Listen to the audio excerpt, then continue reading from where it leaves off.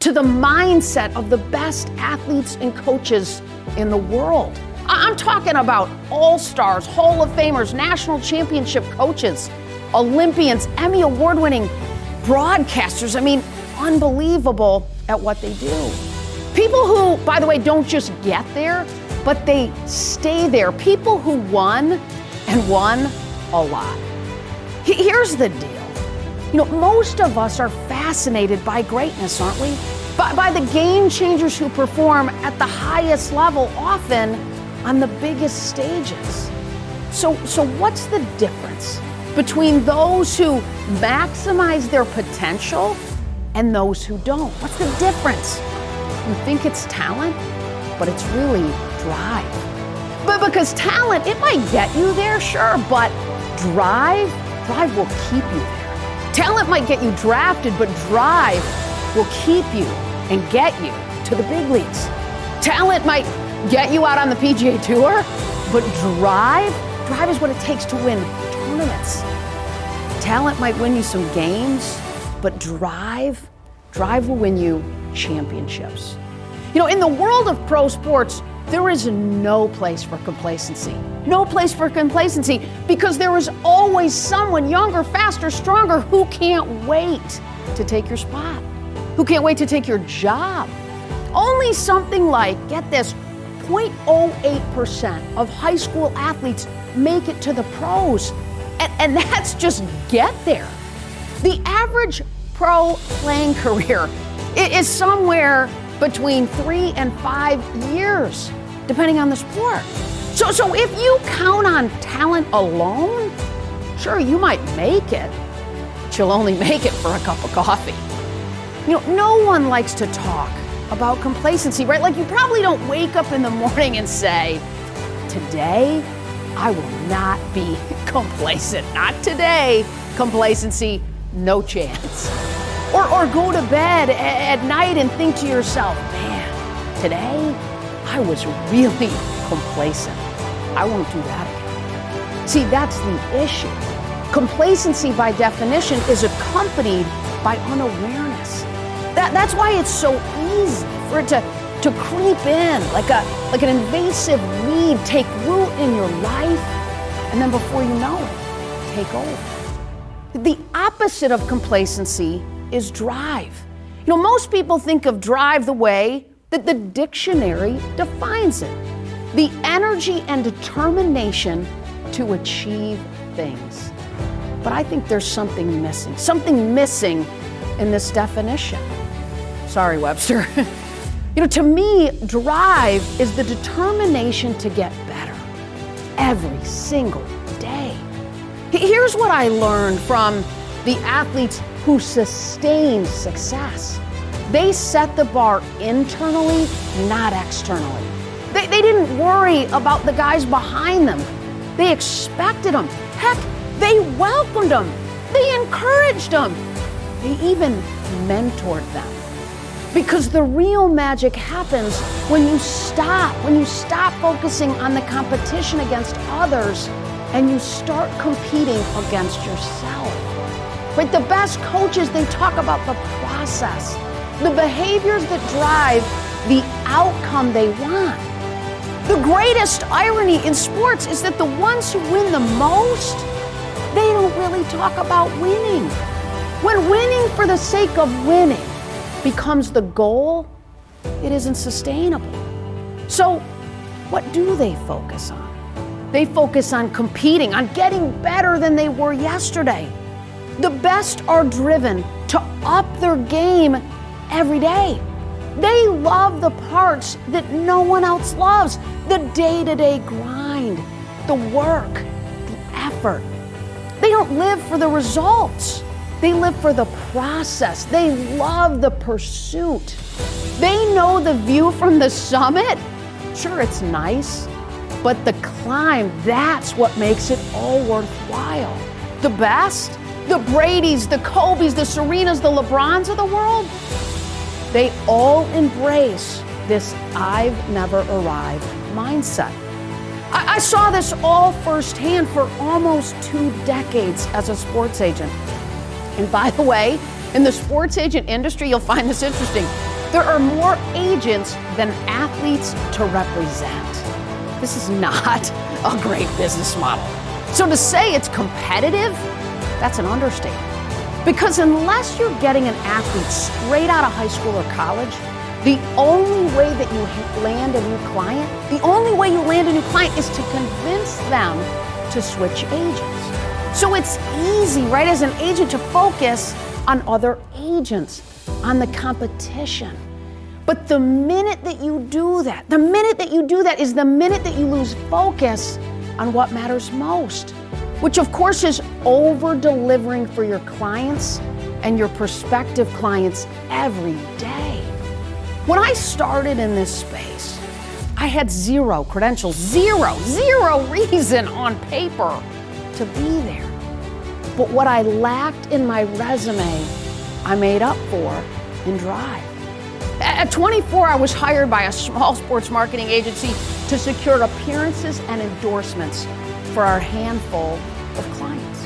And I remember just months into the job sitting on the floor at the office. And I was sort of sorting through merchandise for our clients. And I remember sitting on that floor thinking, how are we gonna grow? How are we gonna grow? How are we gonna get more clients? You know, I processed it very briefly, to be honest. And then with fearlessness and a good bit of naivety, I popped up and I walked into our leader's office. I walked in and I looked and I said, "Good question." Yes, he sort of spun his chair around to face me. "What's our growth plan?" "What do you mean?" "Well, what's our plan to sign more players?" "Referrals." He said really fairly confidently. That's how we got here. Our clients, they love us and they refer clients to us. "Got it. Love it." I said, "But question, what if we got a little bit more aggressive? I mean, we're here in Atlanta, right? Baseball's a big deal here. The Braves are here. Minor league teams are close. There's strong college programs right here. What if we recruited players instead of just waiting for referrals?" He sort of stared at me. I can still see it, right? Probably sort of contemplating if I had any clue what I was even talking about. What if I put a business plan together to show you how we could go start with baseball, how we could go out and start to build a bigger baseball division? He sort of paused, he glanced out the window, he looked back up at me and he said, "Go for it, go for it. I mean, if you can figure it out, go for it." I don't know if he actually believed that I could do it or if he just wanted me to stop coming into his office uninvited. All I know is that he gave me a shot. He gave me a shot. So day after day, I'd head down to the baseball fields at Georgia Tech. I'd lean on that fence, right? I'd lean on that fence. All the scouts were kind of all up and down the fence with stopwatches in their hands and clipboards. And they all kind of knew each other, right? They had chewing tobacco on one side of their lip and bubble gum in the other, right? So I packed a fat chew and no, I'm just kidding. I didn't do that. Slowly but surely, I built relationships. I built relationships with the coaches, the scouts, even the parents. And before long, I was using the lingo, right? I was talking about going deep, right? Sitting curveball, roping it to first. I loved the process. I loved the grind. I loved really the idea of helping an athlete capitalize on such a remarkably unique window of time in their lives. We signed a couple guys out of Tech that first year and a few more the next year. I expanded my relationships to other college programs, to other minor league programs, to other markets. Some guys, of course, they'd get to the big leagues and some wouldn't. From baseball, we expanded to other sports like golf and college coaches. And then when our coaches would get fired, which of course happens, we'd find them broadcasting jobs. So a broadcaster division was born.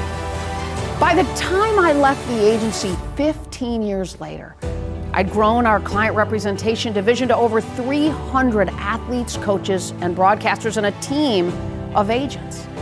Good or bad, right or wrong, CNN dubbed me the female Jerry Maguire. If I had come into this space and tried to compare myself to other agents, I wouldn't be here right now. For starters, I would have looked around the field or the court or the course, and I would have noticed the obvious.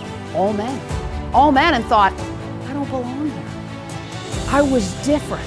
I was really different, but that was a good thing. I had to figure out how I could up my game every day, not compare myself. I had to find a way to be so good that prospects, they couldn't say no. And if they did, well, my philosophy, no, it's just feedback. With this simple mindset shift, right, setting the bar internally versus externally, the drive to achieve is replaced by something more sustainable. The drive to get better. The desire to achieve is fleeting, but the desire to get better is unending. Yes, the byproduct of that is usually achievement, but that's not the focus. Because if it's all about achievement, the trophies, the accolades, the money, once you get them, you're done. You're done. You'll fold up like a cheap lawn chair. This is exactly why success breeds complacency. You know, when you drink your own Kool-Aid, it quenches your thirst, sure, but then you lose that thirst. You lose that desire, that hunger to get better. But if it's all about raising the bar for yourself every single day, then complacency, it can't take root. It has no shot. See, the best, they don't have a rear view mirror. I remember a college coach that I represented celebrating the biggest moment of his career, his first national championship. He cut down the net, celebrated with his guys in the locker room and his staff. He teared up in the interview with the media. He enjoyed every minute of it. But I remember talking to him the very next morning. And guess what he was doing? The very next morning, he was on the phone with a top high school recruit, working on trying to lock him in to come play basketball for him next season. Just hours after an amazing season, he was already focused on getting better. Because that's what the best do. Because here's what they know. They know that the desire to achieve, it might get you there. But the desire to get better will keep you there. We all have a choice in life. You can settle for less than you're capable of, less than you deserve, less than you were meant to be. Or you can go for more. As a competitive tennis player, I hit a plateau as a teenager, and I needed to be more aggressive.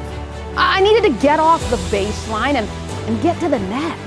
So I walked out to one of my very last tennis lessons with my longtime juniors coach. He looked at me and he said, Molly, today we're going to do something a little bit different. He said, we are going to play sharks and minnows. Behind the baseline, he said, there's sharks.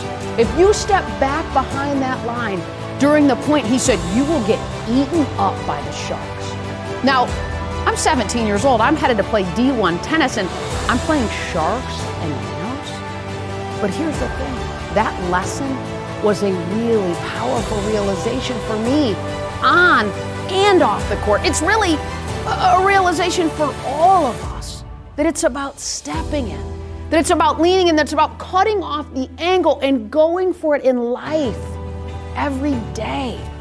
You know, reflecting back, why was I settling in at the baseline, right? Like, why was I settling in back there? Complacency. I had a false sense of security. I was kind of comfortable back there. But the more that I worked on stepping in and going to the net, both in practice and in matches, the better I got. So here's what I learned. Here's what I learned from my junior tennis coach back in Michigan and the best athletes in the world. Don't stand on the baseline of your life and accidentally become a spectator. Step in between the lines. Step in between the lines and go for it. Fall in love with the pursuit of getting better. There'll be tough moments. There'll be setbacks, and there'll absolutely be moments of self-doubt for sure.